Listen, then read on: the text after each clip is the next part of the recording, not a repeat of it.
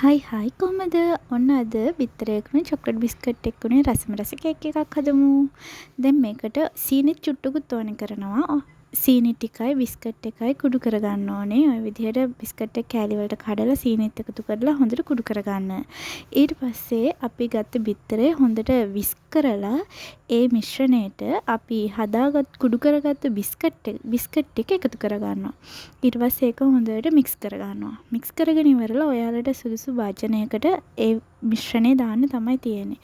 ඊට පස්සේ මේක ස්ටීමරේ තමයි ස්ටීම් කරන්න ඕනේ. oven එකක් ඕන වෙන්නේ නැහැ. ස්ටීම් කරාට පස්සේ ඔන්න ඔහොම තමයි එන්නේ. පැය භාගයක් විතර ස්ටීම් කරන්න. එතකොට ලස්සනට පිපිලා එනවා.